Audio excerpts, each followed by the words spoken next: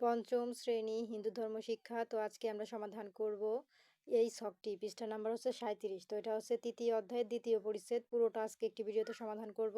তো তারপরে আমরা কি সমাধান করব দেখাই। তারপরে সমাধান করব 50 পৃষ্ঠা। তারপর আমরা সমাধান করব হচ্ছে এই যে 51 পৃষ্ঠা। তো পরবর্তীতে আছে অধ্যায় 3, মানে অধ্যায় 3 না, তৃতীয় পরিচ্ছেদ। তো দ্বিতীয় অধ্যায় তৃতীয় পরিচ্ছেদের ভিডিও পরবর্তী ক্লাসে দেখাবো। তো আজকে আমরা দ্বিতীয় পরিচ্ছেদের ভিডিও দেখাবো তৃতীয় অধ্যায়ের। ঠিক আছে, এটা হচ্ছে তৃতীয় অধ্যায় দ্বিতীয় পরিচ্ছেদ। তো চলো প্রথম থেকে ভিডিওটি শুরু করি। তো দেখো প্রথমে আমাদের এখানে কি লেখা আছে, এই যে দেখো দ্বিতীয় পরিচ্ছেদ লেখা আছে। তারপরে এখানে লেখা আছে যে ওপরের ছবি থেকে যে কোনো 4 জনের নাম, পেশা লেখো এবং তাদের সম্পর্কে একটি করে বাক্য লেখো। তো এখানে একটা আমাদের করে দেওয়া আছে কৃষক। হ্যাঁ, কৃষক এখানে করে দেওয়া আছে এবং বাক্য তার লেখা আছে যে খাদ্যশস্যের জন্য আমরা তাদের উপর নির্ভরশীল। আর বাকি 4টা আমাদের লিখতে হবে। ঠিক আছে, তো উপরের ছবি দেখে আমাদের এখানে 4 জনের নাম লিখতে হবে এবং তাদের তাদের উপর আমরা কিভাবে নির্ভরশীল সেগুলো আমরা পাশের ঘরে লিখে দিব, প্রত্যেকটার ঘরে প্রত্যেকটা। তো উপরে আমরা ছবিগুলো দেখো এখানে দেখে নিলাম। দেখাও এখানে অনেক ছবি আছে, ডাক্তার, পুলিশ, তারপরে কৃষিকাজ করে সমস্ত। তো এই যে উত্তর একটা এখানে করে দেওয়া আছে কৃষক, তো এটা বইয়ে করে দেওয়াই ছিল। আর দ্বিতীয় নম্বর হবে ডাক্তার। ডাক্তারের উপর কীভাবে নির্ভরশীল আমরা, এই যে রোগ নির্ণয় করে আমাদেরকে সুস্থ করে তোলে। 2 নম্বর পরিচ্ছন্নতা কর্মী। ময়লা পরিচ্ছন্নতা কর্মীতে পরিচ্ছন্নতা কর্মীর উপর আমরা কীভাবে নির্ভরশীল, এই যে ময়লা আবর্জনা পরিষ্কার করে সমাজকে সুন্দর করে তোলে। 3 নম্বর হবে পুলিশ। আমাদের জীবনে নিরাপত্তা প্রদান করে। শিক্ষক, পড়ালেখার জন্য শিক্ষকের সহায়তা নিতে হয়।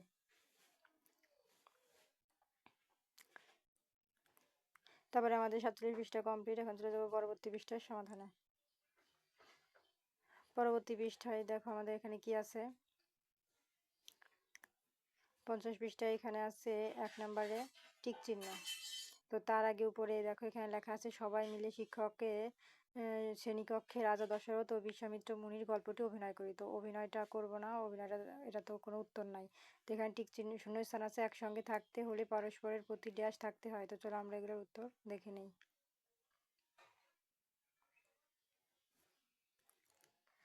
তো এই যে দেখো আমাদের শূন্যস্থানের উত্তর, একসঙ্গে থাকতে হলে পরস্পরের প্রতি শ্রদ্ধাবোধ। 2 নম্বর হবে পারস্পরিক শ্রদ্ধাবোধ মানে অন্যের সাথে ড্যাশ আচরণ করা মর্যাদাপূর্ণ। 3 নম্বরে হবে আমাদের কি আত্মারূপে। আর 4 নম্বরে হবে আমরা ড্যাশ গুণে সমৃদ্ধ হব। উত্তর হবে নৈতিক।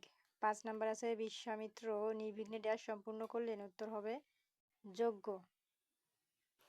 তো এই ছিল কিন্তু আমাদের শূন্যস্থানের সমাধান। তো এটার পরে চলে যাব আমরা খ নম্বরে ডান বামের সমাধানে। তো এখানে ডান বামে আছে আমাদের প্রথমে খাদ্যশস্যের জন্য। তো এটার সাথে কোনটা যাবে, খাদ্যশস্যের জন্য আমাদের যাবে হচ্ছে এই যে কৃষকের সহায়তা নিতে হয়। তো এই যে 1 নাম্বার এখানে লিখে দিলাম, একের সাথে 1 যাবে, এই পাশে 1। তারপরে 2 নাম্বারে আছে যে অপরকে শ্রদ্ধা করলে কোনটা হবে, তুমি শ্রদ্ধা পাবে, 2 নাম্বার লিখে দিয়েছি। 3 নাম্বার সমবয়সীদের, তো 3-এ কোনটা যাবে, এই যে ভালোবাসবো, এটা 3 নাম্বারও লিখে দিলাম। এখন 4 নাম্বারে আছে ছোটদের কি করব, স্নেহ আদর করব, লিখে দিলাম। আর 5 নাম্বারে আছে যোগ্যকালে কি হবে, অভিশাপ দেওয়া ঠিক নয়, দেখো 5ও লিখে দিছি। আর সর্বশেষে আসে উপকৃত হবে, তো এটা কোনোটা হবে না, এটা বাদ। তারপরে চলে যাবো আমরা টিক চিহ্নে, যে বেঁচে থাকার জন্য আমাদের কি প্রয়োজন। তাহলে আমাদের কি প্রয়োজন হবে, উত্তর হবে গ নাম্বার অন্যের সহযোগিতা। 2 নাম্বার আমাদের রোগ ব্যাধি থেকে সুস্থ হওয়ার জন্য কার সহায়তা নিতে হয়। উত্তর হবে কি বলতো, ক নাম্বার ডাক্তার। তারপরে দেখো আমাদের 3 নম্বরে কি আছে, যে অযোধ্যার রাজা কে ছিলেন। তা আমাদের 3 নম্বর উত্তর হবে দশরথ। তারপর 4 নাম্বার কাদের সহযোগিতায় বিশ্বামিত্র নির্বিঘ্নে যজ্ঞ সম্পূর্ণ করলেন।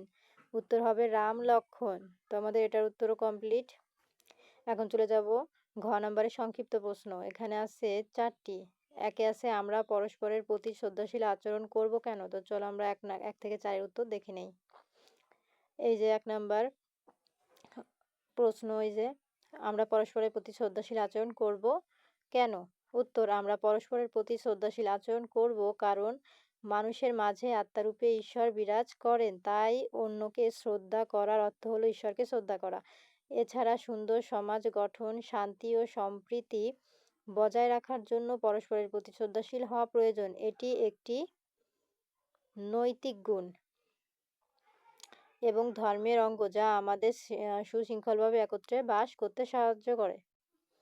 তো একের পরে দেখো আমাদের 2 নম্বরে কি লেখা আছে? ঈশ্বরের অবস্থা কোথায়? উত্তর, ঈশ্বর আত্মারূপে প্রতিটি জীবের মধ্যে অবস্থান করেন। 3. বিশ্বামিত্রের যজ্ঞকালে কোন 2 রাক্ষস বাধা সৃষ্টি করেছিল?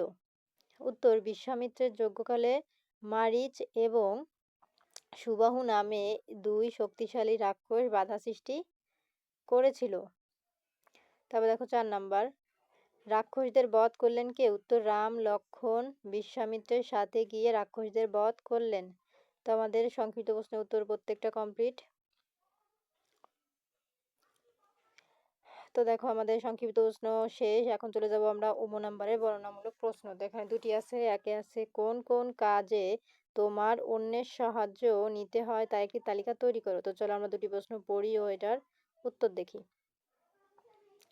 তো এই যে দেখো আমাদের প্রশ্নটা ছিল, আর উত্তরে আমরা কি লিখেছি? এই যে মানে তালিকা তৈরি করা হলো। 1. অসুস্থ হলে ডাক্তার ও পরিবারের সাহায্য নিতে হয়। 2.